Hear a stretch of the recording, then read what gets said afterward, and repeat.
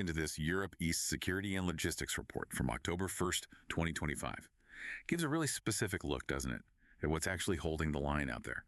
And the big takeaway, it's kind of counterintuitive, is not chaos, not escalation, but discipline. Successful discipline. Yeah. So our job here is to unpack the routines, keeping things, well, quiet. Absolutely. And if you really dig into the data, the footnotes, it supports this theme. Quiet holds because the routines are holding. It's not just about, showing off fancy kit for deterrence. It's really about operational maintenance, that day-to-day grind, making sure things work. Okay, let's get specific on that discipline then. Border states, you said, they're not messing around. Layered defenses, layered CAPs, combat air patrols constantly up. But the report stresses this Dusk EW GNSS discipline. That sounds pretty technical. It is, but the effect is, well, simple enough. EW GNSS electronic warfare, global navigation satellite systems, they anticipate short bursts of spoof and scrambling GPS and signals right around sunset into the late evening. So strict discipline means aviation, high-value trucking, they have to use degraded mode SOPs, standard operating procedures. Basically, they train to navigate the old way, expecting GPS to be unreliable every night. Wow. So that's just normal now, part of the daily routine. Yeah. And meanwhile, the Air Picture, QRA, Quick Reaction Alert Forces, AWAY ACS, they're steady. Baltic Carpathian Arcs, rules of engagement, the shoot if inside rule, completely unchanged. Unchanged. And they're adapting this V1.3 counter-UAS playbook for tackling drones that's hitting live trials now, and specifically in high-density areas. Think busy rail yards, airport aprons. They're stress testing these new procedures where it really matters. Okay, stable air picture, adapting to drones. But what about the ground? The supply lines? How fragile are they? Are logistics holding up better than maybe we'd assume? They are, maybe surprisingly so. Belarus crossings, operating near normal, just need that predictable extra 10-20 minutes buffer for checks.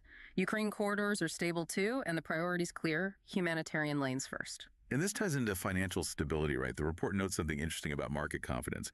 PLN, HUF are on the zloty, forint loop. They're range-bound. Why does it highlight traders watching EU economic prints more than the security noise?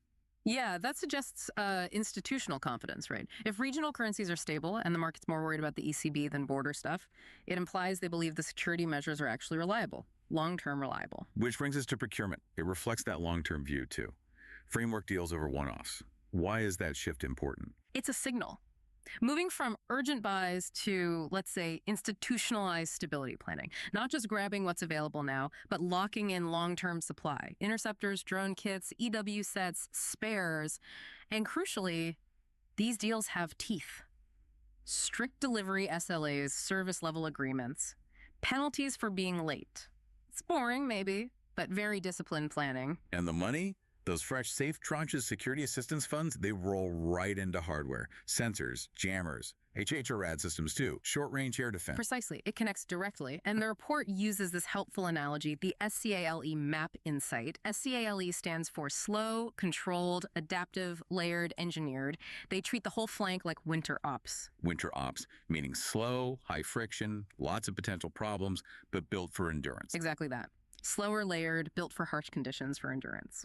And the key operational insight here, and I think this is really useful for you, the listener, is clarity over volume. Fewer, sharper alerts beat a constant drip feed of noise. That's what command centers are finding. Clarity over volume.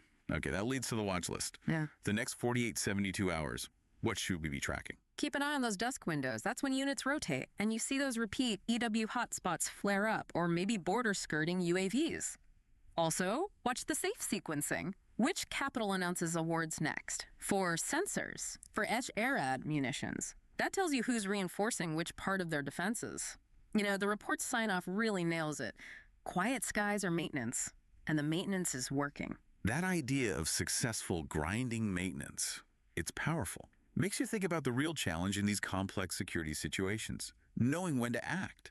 Is the constraint really the volume of information? Or is it the lack of clarity in the alert telling you what needs doing? Something to mull over as we watch those slow, disciplined layers continue to hold.